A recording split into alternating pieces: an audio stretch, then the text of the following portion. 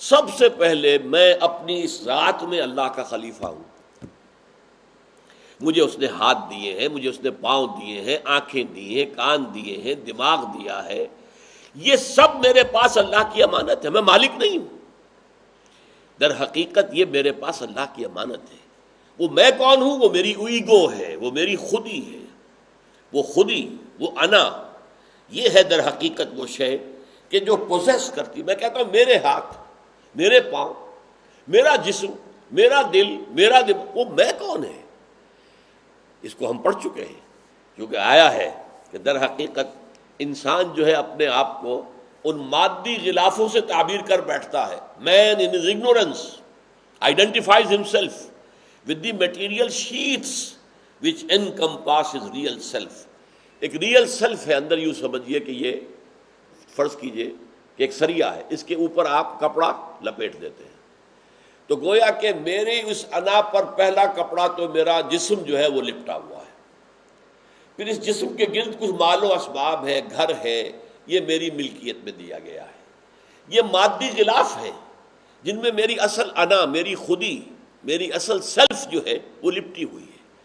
تو مین ان his ignorance، انسان اپنی جہالت میں، لا علمی میں اپنے آپ کو ان مادی غلافوں سے تعبیر کر بیٹھتا ہے جو اس کی اصل شخصیت کے گرد جو ہے لپیٹ دیے گئے ہیں. Man in his ignorance identifies himself with the material sheaths which encompass his real self. اور اسی کو قرآن مجید میں سورہ حشر میں کہا گیا ہے وَلَا تَكُونُوا كَالَّذِينَ نَسُوا اللَّهَ فَأَنسَاهُمْ أَنفُسَهُمْ.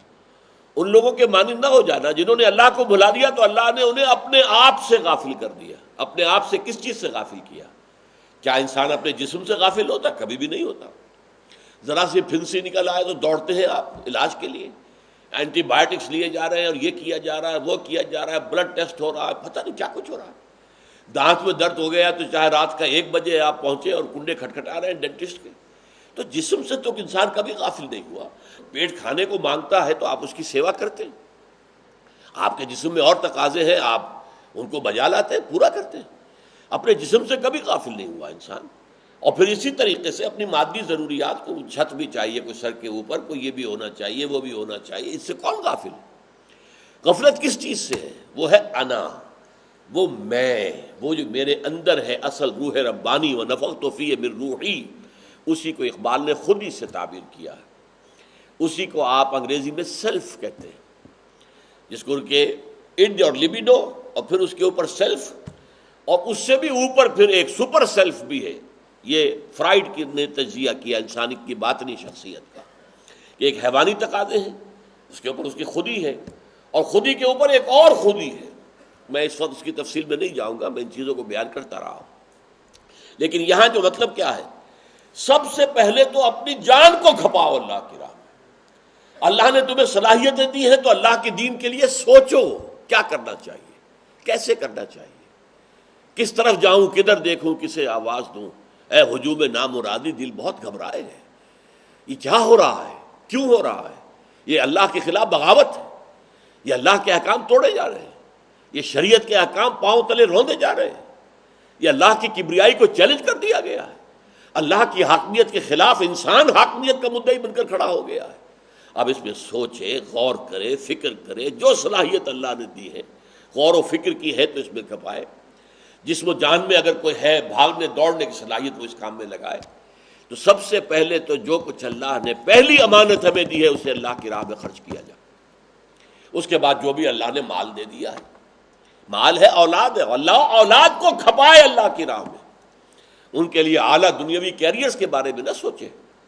15 ہزار کی فیسیں دے کر ایسے اسکولوں سے نہ پڑھوائے کہ جس سے اس کا جو دنیاوی مستقبل ہے وہ ذرا روشن تر نظر آ رہا. بلکہ یہ ہے کہ انہیں تیار کرے اللہ کے دین کے لیے، اس کے خادم بننے کے لیے، اس کے مجاہد بننے کے لیے، اس کے سپاہی بننے کے لیے. تو کھپاؤ. اللہ نے تمہیں اولاد دی تو مال دیا ہے، ان مال کے ذریعے سے. اور ویسے بھی یہ ہے کہ مال اور جان جو ہے، جو میں نے کہا کہ یہ انفاق مال اور بذل نفس، یہ دونوں انٹر کنورٹیبل ہیں. آپ اپنی صلاحیتوں ہی سے تو پیسہ کماتے ہیں. کوئی شخص جو ہے وہ اپنی جسمانی جو ہے قوت کو استعمال کر کے پیسہ کما رہا ہے، وہ مٹی کھود رہا ہے یا اینٹیں ڈھو رہا ہے. کسی شخص نے ذرا کوئی ایکسپرٹیز حاصل کر لی ہے، کوئی خاص صلاحیت حاصل کر لی ہے، قانون پڑھ لیا ہے، وہ قانونی صلاحیت کو استعمال کر رہا ہے، بیچ رہا ہے۔ ہر شخص جو ہے اپنی صلاحیتوں کو بیچ رہا ہے۔ ایک ڈاکٹر دکان سے جا کر بیٹھا ہوا کلینک، اب وہ انتظار میں ہے مریض آئے گا تو وہ اپنی جو صلاحیت ہے وہ اس کے عوض اس سے پیسے لے گا۔ تو در حقیقت جو کچھ ہمارے اندر ہے اس کو ہم پیسے میں کنورٹ کرتے ہیں، اور پیسے کے ذریعے سے بڑی صلاحیت خریدی جا سکتی ہے۔ پیسے کے ذریعے سے بڑے وکیل کو آپ ہائر کر سکتے ہیں، پیسے کے ذریعے سے بڑے ڈاکٹر سے جا کر آپ مشورہ کر سکتے ہیں، پیسے کے ذریعے سے آپ بڑے انجینئر کو ملازم رکھ سکتے ہیں۔ تو یہ انٹرکنورٹیبل کموڈیٹیز ہے۔ تو انفقوا مما جعلکم مستخلفین فیہ، جو بھی کچھ تمہیں اللہ نے دیا ہے تم اس کے مالک نہیں ہو نمبر 1، بلکہ خلیفہ ہو۔